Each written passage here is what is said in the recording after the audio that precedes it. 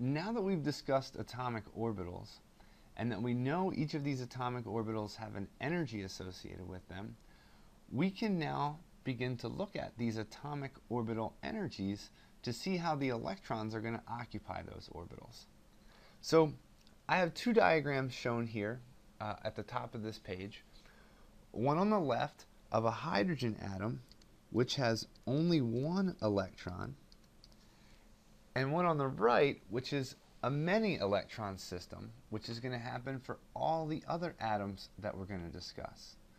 So on the left-hand side, in this one electron system, since we only have one electron, there are no electron-electron repulsions. So when an electron fills a particular orbital, and we're going to look at these things called quantum numbers, the orbital energy is only associated by the energy level or the principal quantum number. So notice that each of the orbitals here are of equal energy if they're in the same subshell. For instance, the 2s and the 2p orbital here are both the same energy. Okay? For a many electron atom, we have more than one electron. So there can be more of a repulsion in some of the orbitals than there are for others. So what happens is that the 2s and the 2p orbital are not the same energy anymore.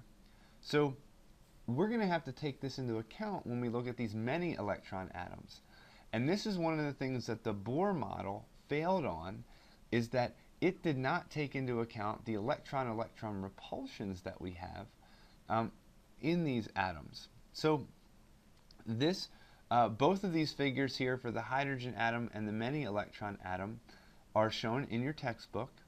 And there's also a little guide to show how we fill in these orbitals. And on the right-hand side, this is the many electron atom, which will show how the electrons will fill into these orbitals. And again, the lowest energy is down here at the bottom, and it's going to fill those orbitals first. Okay, a little diagram used to show this is shown down here at the bottom of the page, where I list all the orbitals out. Okay, so we can kind of show that the electrons are going to fill in this order right here, where we start with the 1s, then we go to the 2s. The next orbital that's filled is the 2p, then the 3s, then the 3p, then the 4s. Then after the 4s, we fill the 3d, then the 4p, then the 5s. After the 5s comes the 4d, then the 5p, then the 6s. The 6s is followed by the 4f, then the 5d, then the 6p, then we're going to fill the 7s,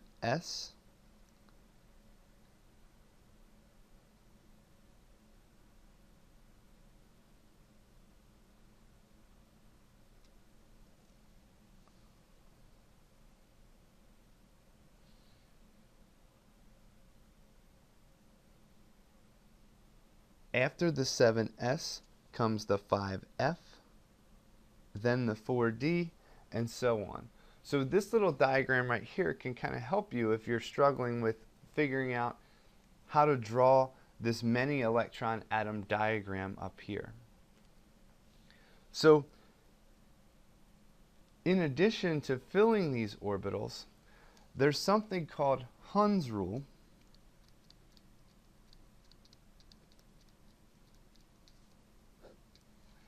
And Hund's rule states that electrons enter orbitals of equal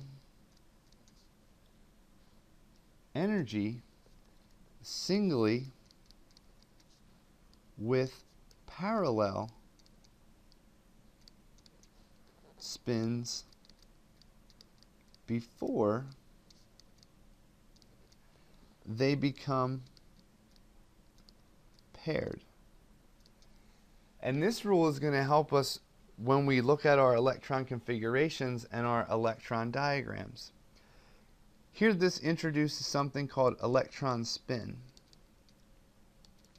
And there are two ways an electron can spin. We can say spin up and spin down, which means that these spins are going to be in opposite directions. Typically, when we are drawing these diagrams, we designate the electron spins with either an up arrow or a down arrow. The up being for the up spin, the down being for down spin. So in the next video, we're going to look at how the orbitals can hold these electrons, how many can go in there, and how we would go through and make something called that we refer to as electron configurations and electron block diagrams.